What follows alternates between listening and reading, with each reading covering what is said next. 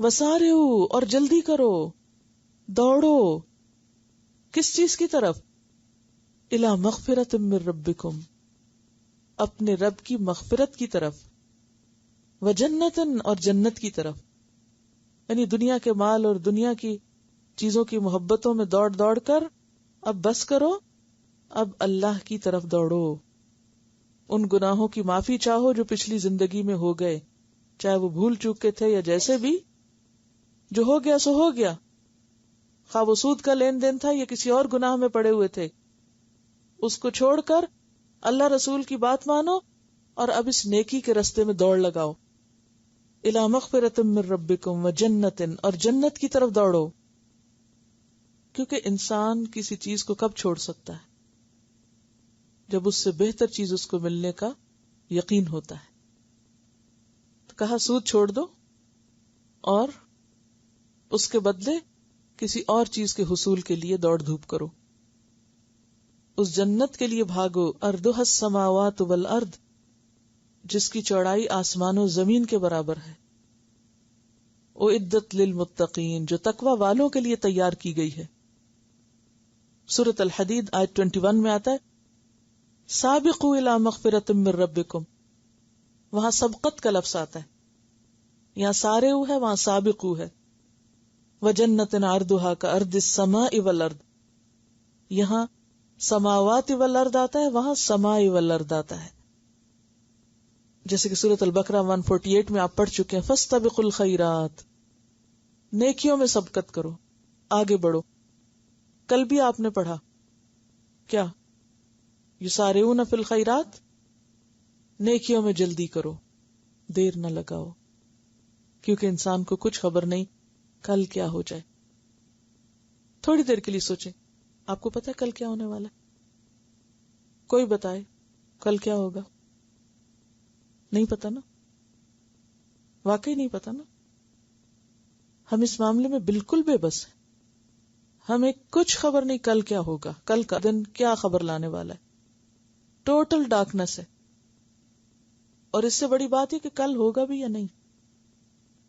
پھر انتظار کس بات کا ہے؟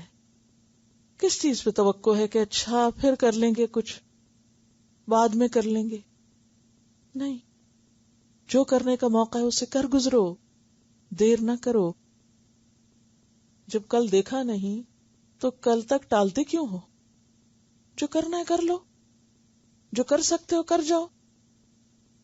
سارے جلدی کرو، دوڑو، بھاگو، سبقت کرو، ایک دوسرے سے آگے نکلو. سارا جو ہے نا وہ مقابلے میں آگے جانا ہوتا ہے. مسارعت باب مفعلہ سے ہے. تو اللہ نے جنت تیار کر رکھی ہے متقین کے لیے. اب متقین کی ڈیفینیشن، کون ہے متقین؟ الذین ينفقون فی السراء، جو خوشی میں بھی خرچ کرتے ہیں، والضراء اور تنگی میں بھی. سراء کا پیچھے آپ پڑھ چکے ہیں، یاد ہوگا آپ کو، سرور سے ہے نا، سین رے رے اس کا روٹ ہے. سرا یسر، سرا اس خوشی کو کہتے ہیں جو مالدار ہونے کی وجہ سے حاصل ہوتی ہے انسان کو. جب آپ کو پیسے ملتے ہیں تو کوئی خوشی ہوتی، کوئی مال ملے آپ کو تو خوشی ہوتی ہے نا. وہ خوشی جو مال ملنے پہ ہوتی ہے وہ کیا ہوتی ہے؟ سرا. اور درا تکلیف کو کہتے ہیں، تنگی کو کہتے ہیں، خواہ وہ غربت کی وجہ سے ہو یا کسی بھی نقصان دہ چیز کی وجہ سے، یعنی نقصان کے ساتھ. اب کیا کہا جا رہا ہے؟ خرچ کرو. اس وقت بھی کرو جب تمہارے پاس ہے اور تم خوشحال ہو، خوش باش ہو، تو خرچ کرو. کیونکہ عموماً انسان خوشحالی میں خرچ نہیں کرتا. کیوں؟ کیا کہتا ہے، کیا سوچتا ہے؟ وہ سوچتا ہے میں کس لیے خرچ کروں، یہ سب کچھ تو مجھے انجوائے کرنے کے لیے ملا ہے، اور میرے اوپر کوئی ایسی تکلیف اور پریشانی تو نہیں کہ میں خرچ کروں. خرچ کب کرتا ہے انسان؟ عموماً جب کوئی مصیبت آتی ہے، کوئی دکھ تکلیف آتا ہے، پھر انسان کہتا ہے چلو صدقہ کر دیتے ہیں، صدقہ رد بلا ہے، تاکہ بلا ٹل جائے. کوئی شک نہیں، بلا ٹلتی ہے صدقے سے، لیکن صرف بلائیں ٹالنے کے لیے مت صدقہ کرو، خوشی کی حالت میں بھی صدقہ کرو، اچھے حال میں بھی کرو. الذین ينفقون فی السراء، کیونکہ انسان خوشی میں بھی بھول جاتا ہے اللہ کو. خوشی میں ایسی مستی چھاتی ہے کہ انسان اللہ کا حق دینا بھول جاتا ہے، اور تکلیف میں بھی ایسا انسان کا ہوش جاتا ہے کہ انسان بھول جاتا ہے کہ اسے کچھ کرنا ہے. تو یہاں یہ پتہ چلتا ہے کہ عام حالات میں تو کرنا ہی کرنا ہے، لیکن ان خاص حالات میں بھی جب انسان خوشی کی پیک پر ہو یا غم کی حالت میں ہو، فائدہ اس کو ہو رہا ہو، اس کو کچھ مل رہا ہو یا پھر اس کے ہاتھ سے جا رہا ہو، دونوں حالتوں میں، تو اس سے یہ پتہ چلتا ہے کہ صدقہ ہر ایک پر اور ہر حال میں لازم ہے. کیا پتہ چلتا ہے؟ کہ صدقہ ہر حال میں لازم ہے. ہر حال میں. ہر حال سے کیا مراد ہے؟ خوشی کا حال ہو یا برا حال ہو، خوش حال ہو یا بد حال ہو، ہر حال میں صدقہ ہے. ہم میں سے کتنے لوگ ہیں جو اس آیت کو یاد رکھتے ہوں؟ وہ تقویٰ کی بات ہو رہی تھی نا، صبر تقویٰ سے آتا ہے، شکر تقویٰ سے آتا ہے. اور تقویٰ کی علامت ہے کہ متقی کون ہے؟ جو ہر حال میں خرچ کرنے والے ہیں. عموماً ہم خوشی میں تو بھول جاتے ہیں، اور تھوڑا ہو تو کہتے ہیں ہمارے پاس تو اپنا ہی پورا نہیں ہوتا، ہم تو اپنا ہی نہیں پورا کر سکتے. نہیں، سبھی کرو. جو پورا کر سکتا وہ بھی کرے، جو نہیں کر سکتا وہ بھی کرے. کیوں اتنی تاکید کی گئی کہ مال کی کمی ہے تب بھی صدقہ کرو؟ وائی؟ تاکہ مال کی محبت کم. یہ مال کی محبت نہیں تو جنگ احد میں کام خراب کیا تھا. تو مال کی محبت کم ہو، اور پھر دینے کا مزاج. وہی جو بات میں نے آپ کو کی نا کہ اسلام دینے والا بناتا ہے اور دیتے رہنے کا مزاج پیدا کرتا ہے. دیتے چلے جاؤ، کیونکہ معاشرے میں خوشحالی آ نہیں سکتی جب تک دینے والا نہ بنے انسان. الذین ينفقون فی السراء والضراء، سورۃ الطلاق آیت 7 میں آتا ہے لینفق ذو سعۃ من سعتہ ومن قدر علیہ رزقہ فلینفق مما آتاہ اللہ، کہ وسعت والا اپنی وسعت کے مطابق خرچ کرے. یعنی کس کو کتنا خرچ کرنا ہے؟ جس کے پاس زیادہ ہے وہ کیا کرے؟ زیادہ کرے. جیسے عبد الرحمن بن عوف ہیں، جیسے حضرت ابو بکر ہیں، حضرت عثمان ہیں، یہ زیادہ سے زیادہ خرچ کرنے والوں میں سے، کیونکہ ان کے پاس زیادہ ہے. اور اس کے برعکس وہ صحابی بھی جن کے پاس صرف کل کمائی ایک مٹھی کھجور ہے، تھوڑے سے تھوڑا رکھتے ہیں، وہ بھی خرچ کرنے والے ہیں.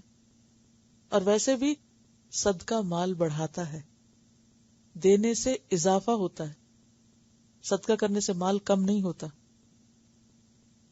انشاءاللہ ایک پوری سیریز اس پر، صدقہ مال بڑھاتا ہے. یعنی اگر زیادہ ہے پھر تو کرو، جن کے پاس تھوڑا ہے وہ بھی اگر زیادہ کرنا چاہے اپنا مال تو بھی صدقہ کرنا شروع کریں. تو جو دیں گے اسی حساب سے بڑھنا شروع ہو جائے گا. کیونکہ یہاں اللہ تعالیٰ کیا فرماتے ہیں؟ جس کا رزق تنگ ہے فَلْيُنْفِقْ مِمَّا آتَاهُ اللَّهُ، وہ خرچ کرے اس میں سے جو اللہ نے اس کو دیا. مثلا کسی کے پاس 1,00,000 ہے تو وہ اس میں سے 1,000 کر سکتا ہے، کسی کے پاس 1,000 ہے تو اس میں سے 100 کر سکتا ہے، کسی کے پاس 100 ہے تو اس میں سے 1 کر سکتا ہے، لیکن سب کو کرنا ہے. اور پھر وَالْكَاظِمِينَ الْغَيْظَ، غصہ پی جانے والے. کاظم کا لفظ ہے نا کاف زوئے میم سے. کظمہ کا معنی ہوتا ہے کظمۃ القربہ، پانی کا جو بیگ ہوتا ہے نا، پانی کی مشق، اس کے منہ کے اوپر جو وہ تسمہ باندھتے ہیں نا تو اس کو وہ کہتے ہیں. یعنی جیسے کسی چیز کا ڈھکن بند کرتے ہیں آپ، ایئر ٹائٹ کرتے ہیں. تو غصے کا جو طوفان اندر پیدا ہوتا ہے تو کیا کرو، اس کو ایئر ٹائٹ کر دو، اس کو بند کر دو، اس کو اندر رکھو، اس کو باہر نہ نکلنے دو. جیسے ابلتا پانی باہر نکلے گا تو کیا ہوگا؟ جس پہ چھینٹے پڑیں گے سب جلیں گے. تو غصے کی حالت میں جو بولو گے، جو سنے گا سب جلیں گے. تو والکاظمین الغیظ، اور کظوم کہتے ہیں سانس روکنے کو، خاموش ہونے کو. اور حدیث میں بھی آتا ہے اذا غضب احدکم فلیسکت، تم میں سے جو غضبناک ہو اسے چاہیے کہ وہ کیا کرے؟ خاموشی اختیار کرے. اور غیظ کا معنی کل میں آپ کو لکھایا تھا، خون کا اندر سے جوش مارنا، شدید غصہ ہونا. والکاظمین الغیظ. ایک شخص نے آپ سے عرض کی یا رسول اللہ صلی اللہ علیہ وسلم مجھے وصیت کیجیے، کوئی اچھی سی نصیحت کیجیے. آپ نے فرمایا غصہ نہ کر. اس نے پھر عرض کیا کہ مجھے اچھی سی نصیحت کیجیے، تو آپ نے فرمایا غصہ نہ کر. پھر اس نے یہی کہا، آپ نے کہا غصہ نہ کر. ہر دفعہ وہ یہی پوچھتا اور ہر دفعہ آپ یہی بتاتے، غصہ نہ کر. ایک کیسٹ بھی ہے غصہ جانے دو، اس میں بہت ڈیٹیلز ہیں اس سارے موضوع پر، لیکن کاظمین الغیظ کی میں تھوڑی سی ٹپس آپ کو بتا دیتی ہوں جو فائدہ مند ہوں گی انشاءاللہ.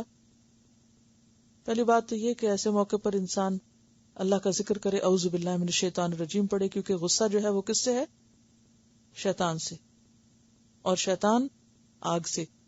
لہذا آپ صلی اللہ علیہ وسلم نے اس وقت وضو کرنے کا بھی طریقہ بتایا، یعنی پانی کا استعمال جو ہے وہ انسان کو ٹھنڈا کرتا ہے.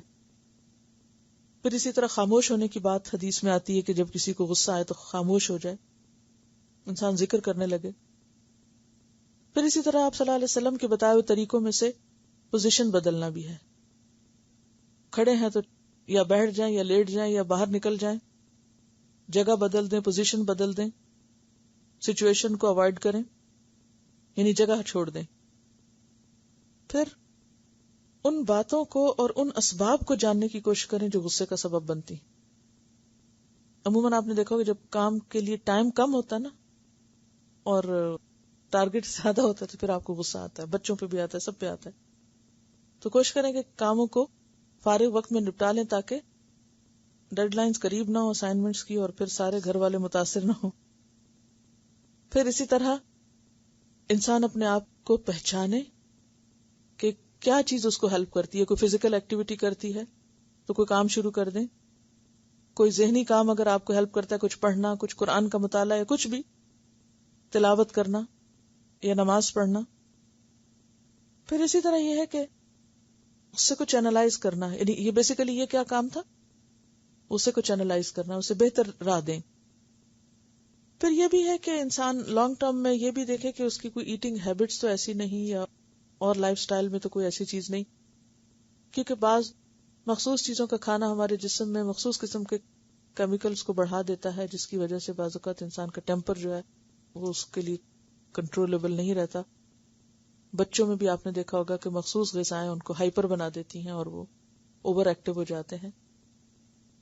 تو ابتدا بھی اسی سے ہوئی تھی، یعنی غذا اپنی درست رکھے انسان، کیونکہ اس کا شخصیت پر اثر ہوتا ہے، مزاج پر اثر ہوتا ہے. پھر اسی طرح ماحول اور دوست اور لوگ بھی اثر انداز ہوتے ہیں. بعض اوقات آپ بالکل ٹھیک ہوتے ہیں، کسی کی کوئی ایک بات آپ کو غصے میں مبتلا کر دیتی ہے، کوئی آ کے غیبت کسی کی کرتا ہے یا کسی کے خلاف بھڑکاتا ہے. بعض اوقات آپ کے ذہن میں خیال بھی نہیں ہوتا، آپ دوسرے کے بارے میں بہت اچھا سوچ رہے ہوتے ہیں، تو اچانک کوئی آ کے آپ کا ذہن بھرنے لگتا ہے فلاں ایسے ایسے ایسے، اور آپ بیٹھے بیٹھے کھولنا شروع کر دیتے ہیں، حالانکہ آپ کے تو دل میں کوئی بات ہی نہیں تھی. ہمیں کیا سکھایا گیا؟ والعصر ان الانسان لفی خسر الا الذین آمنوا وعملوا الصالحات وتواصوا بالحق وتواصوا بالصبر. قسم ہے زمانے کی، یقیناً انسان خسارے میں سوائے ان لوگوں کے جو ایمان لائے اور جنہوں نے نیک عمل کیے اور ایک دوسرے کو حق کی تلقین کی اور ایک دوسرے کو صبر کی. آپ کے پاس کوئی کسی کی شکایت لے کر آئے تو آپ کو کیا کرنا چاہیے؟ ساتھ آپ کو مزید بھڑکانا چاہیے اس کو، ہاں ہاں بالکل تم ٹھیک ہے. وتواصوا بالحق وتواصوا بالصبر، الٹا اس کو سمجھانا چاہیے نہ کہ اور بھڑکانا چاہیے. تو والکاظمین الغیظ والعافین عن الناس، اور لوگوں کو معاف کر دینے والے. تو جنت کس کے لیے تیار کر کے رکھی ہے اللہ تعالیٰ نے؟ جو ہر حال میں خرچ کرتے ہیں، جو غصہ پی جاتے ہیں اور جو لوگوں کو معاف کر دیتے ہیں. جیسے حدیث میں آتا ہے نا، سل من قطعک واعف عمن ظلمک اس سے جوڑو جو تم سے کاٹے، اسے معاف کرو جو تم پہ ظلم کرے، واللہ یحب المحسنین، اور اللہ احسان کرنے والوں سے محبت کرتا ہے۔ محسن لوگ اللہ کے پسندیدہ لوگ ہیں۔ یہ جو بات ہوئی نا کہ والعافین عن الناس، لوگوں کو معاف کر دینے والے، تو بات یہ ہے کہ انسان اللہ کے راستے میں کسی انسان پر خرچ کر ہی نہیں سکتا جب تک کہ وہ اس کو معاف نہ کر سکے، کیونکہ اگر کسی کے خلاف ہمارے دل میں کوئی بھی گرج ہے تو ہم اس کے ساتھ احسان نہیں کر سکتے۔ اور پھر یہاں پر آپ دیکھیے اللہ تعالیٰ یہ چاہتے ہیں کہ آپ غصہ پی جائیں، غصہ دبا لیں۔ غصہ پینے کے بعد عموماً اثر کیا ہوتا ہے، اس کا ری ایکشن کیا ہوتا ہے اپنے اوپر؟ عام طور پر آپ نے لوگوں کو یہ کہتے سنا ہوگا کہ فلاں شخص نے اپنے اندر غصہ رکھ رکھ کے اپنا ستیہ ناش کر لیا، بیمار پڑ گیا۔ اس کا حل لوگوں نے کیا نکالا، ڈاکٹرز نے کیا نکالا کہ تم غصہ اپنے اندر نہیں رکھا کرو، بلکہ کیا کرو، بس غصہ نکال دیا، غصہ کر لیا، اندر نہ رکھو غصہ۔ اب آپ دیکھیں اللہ تعالیٰ چاہتے ہیں کہ آپ غصہ باہر نہ نکالیں، ڈاکٹرز چاہتے ہیں کہ آپ غصہ باہر نکالا کریں۔ کیوں باہر نکالا کریں؟ کیونکہ آپ کو نقصان ہے۔ اللہ تعالیٰ کہتے ہیں نہیں، باہر نہیں نکالیں کیونکہ باہر نکالنے میں زیادہ نقصان ہے۔ اب کیا کریں؟ اگر غصہ نکالتے ہیں تو اس کے اثرات دور دور تک چلے جاتے ہیں، اور اگر نہیں نکالتے تو اپنے اوپر ظلم کرتے ہیں۔ حل کیا ہے؟ حل ہے والعافین عن الناس۔ اللہ تعالیٰ نے یہ نہیں کہا کہ غصہ پینے کے بعد پھر اس کو اندر رکھے رکھو اور رکھ رکھ کے بیمار پڑو اور رکھ رکھ کے کڑتے جاؤ اور جلتے جاؤ۔ نکالنے کا طریقہ کیا ہے؟ معاف کرنا، والعافین عن الناس۔ اور اس کو کس طرح انکریج کیا؟ واللہ یحب المحسنین کہہ کر، کہ محسنین سے اللہ محبت رکھتا ہے۔ محسن کون ہے؟ کسی بھی کام کو خوبصورت طریقے سے کرنے والا۔ تو خوبصورت طریقے سے کرنے والا ہی تو غصہ پی سکے گا۔ کیا غصہ نکالنے سے بھی کبھی خوبصورتی ہوئی؟ غصہ کرنے والا بھی کبھی خوبصورت نظر آیا؟ یعنی جو شخص غصے میں بول رہا ہو اس کی شکل بھی خوبصورت نہیں رہتی، اس کی آنکھیں کیسے ہوتی، اس کا رنگ کیسے ہوتا ہے، اس کی زبان کیسے بول رہی ہوتی ہے۔ ایسا لگتا ہے نا کہ پورا شیطان کے تسلط میں آ جاتا ہے انسان، اور واقعی ہوتا ہے تسلط میں۔ شیطان نے انسان کو قابو پایا ہوتا ہے نا، گھیرا ہوا ہوتا ہے۔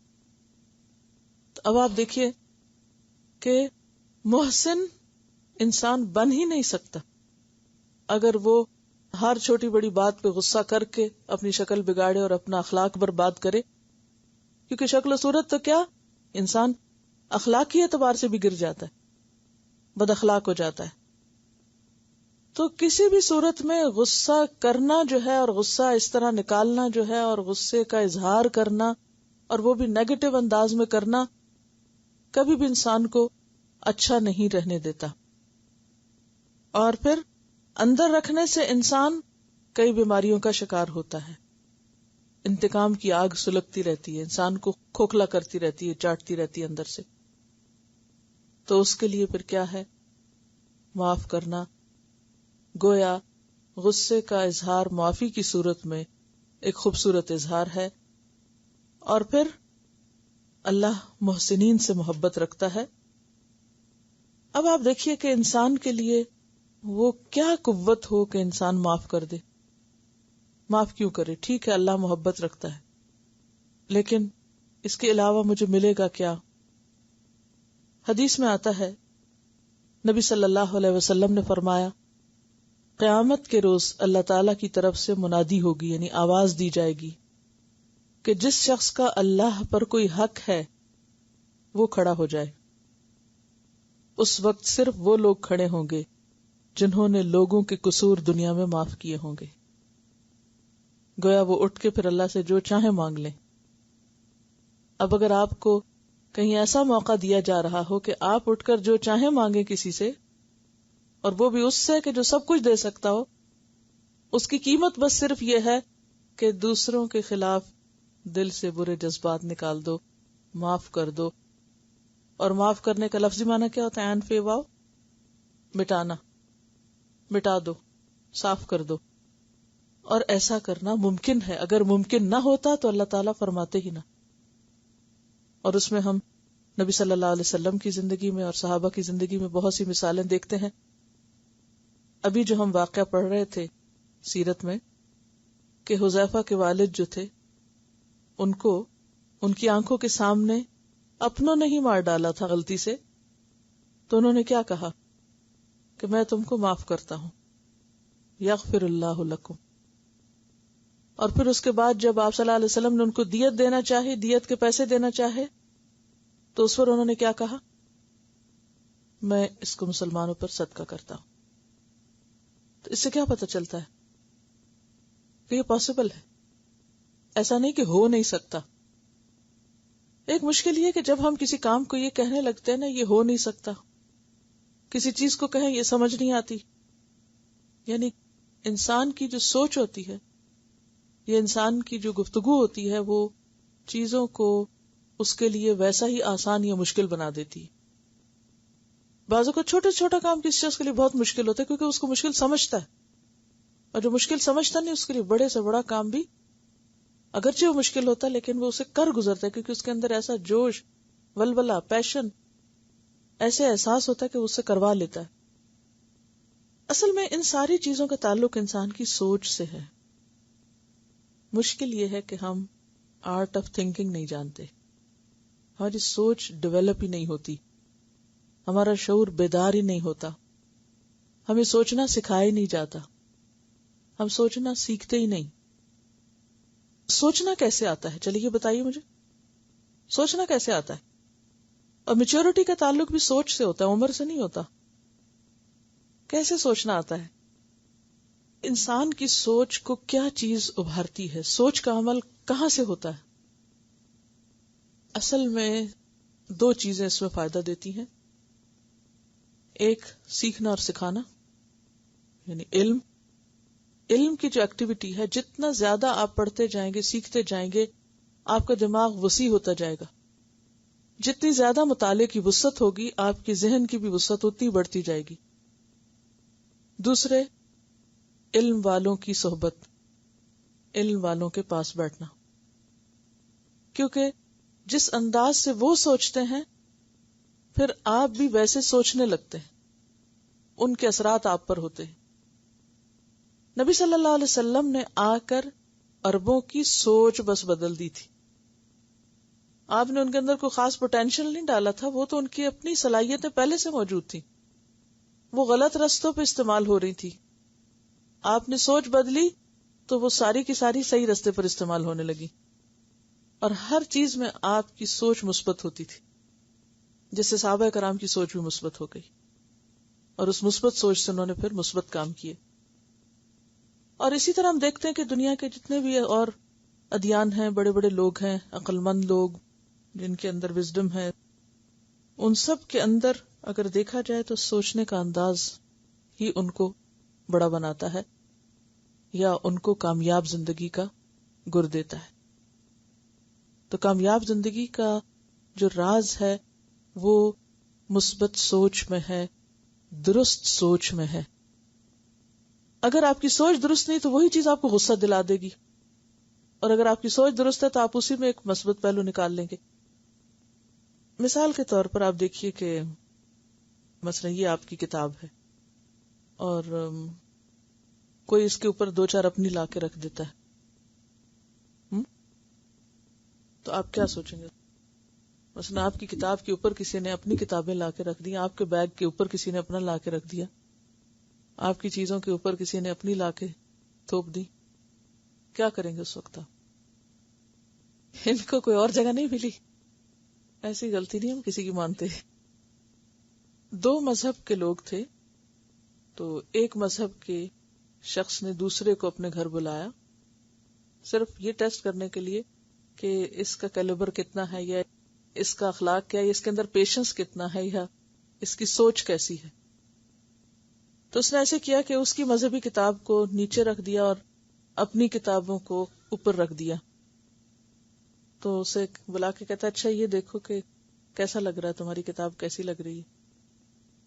اب ظاہر ہے کہ اگر ہمارے مذہب کی کتاب سب سے نیچے کوئی رکھ دے اور اپنے مذہب کی اوپر رکھ دے تو ہم فوراً کیا کہیں گے، تم نے توہین کر دی. تو اس نے کہا مسکرا کے کہ بنیاد تو اچھی ہے، بنیاد تو اچھی ہے. سوچ کا فرق ہے نا. ایک ہی واقعہ کیا بنا سکتا ہے، دو لوگوں کے درمیان ایک جہنم برپا کر سکتا ہے، لڑائی جھگڑے فساد کی. اور مثبت سوچ جو ہے وہ کیا ہو سکتی ہے، انسان کو اس سچویشن کو اوائڈ کر سکتا ہے اور اسے ختم کر سکتا ہے. اسی طرح ایک اور واقعہ بھی آتا ہے تاریخ میں کہ بہائی فرقے کے بارے میں آپ نے پڑھا ہوگا، ایران میں ان کے بیس ہے. شاید وہ لوگ ہندوستان جب آئے تو وہاں کی حکومت نے یہ کہا کہ تم ہمارے ملک پر ایک بوجھ ہو، ہم تم ایکسپٹ نہیں کر سکتے. تو ان کے لیڈر نے جواب میں کچھ نہیں کہا، ایک گلاس دودھ لیا اور اس میں شکر ملا کے تو اس کے سامنے رکھ دیا، جو سمبل تھا کہ ہم بوجھ نہیں ہیں، ہم تمہارے ساتھ اسی طرح کام کریں گے جس طرح شکر اس دودھ میں مل کر اس کو میٹھا کر گئی. ہم تمہاری اکانومی کے لیے اور ہم تمہارے ملک کی ترقی کے لیے دودھ میں میٹھے کی طرح ثابت ہوں گے. تو بات یہ ہے کہ دنیاوی قوموں کے درمیان جنگیں ہوں یا افراد کے درمیان جنگیں، یہ ساری بنیاد کرتی ہیں کس پر؟ سوچ پر، کہ آپ کسی بھی چیز کو کس طرح لیتے ہیں. اگر آپ کسی چیز کے بارے میں منفی سوچ کا شکار ہو جائیں، کیونکہ کمزوری تو ہر انسان میں ہے، پاک کوئی نہیں، کامل کوئی بھی نہیں، ہر انسان میں کمزوری.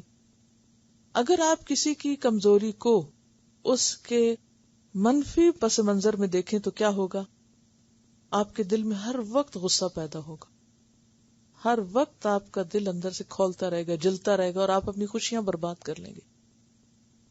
اور دوسری صورت یہ ہے کہ انسان اسی کے اندر سے ایک مثبت پہلو تلاش کر لے. ٹھیک ہے نا؟ اور اگر آپ اس مثبت پہلو کو دیکھیں تو آپ کو اس میں کئی ایک فائدے بھی نظر آئیں گے. تو ان مع العسر یسرا، ہر عسر میں یسر ہے، یہ اللہ کا قانون ہے. ہر تنگی کے ساتھ آسانی ہے، بعد میں نہیں، ساتھ. انسان یہ چاہتا ہے کہ پھول اسے بغیر کانٹے کے ملے، تو یہ اس دنیا میں ممکن نہیں. ہم چاہتے ہیں کہ ہمیں ہماری مرضی کی چیزیں بغیر کسی تکلیف اور بغیر کسی مشکل کے مل جائیں، وہ ممکن نہیں. بہرحال واللہ یحب المحسنین، اللہ محسنین سے محبت رکھتا ہے. محسن وہ ہوتا ہے جس کی سوچ میں بھی حسن ہے، جس کی گفتگو میں بھی حسن ہے، جس کے عبادات میں بھی حسن ہے، جس کے معاملات اور رویوں میں بھی حسن ہے.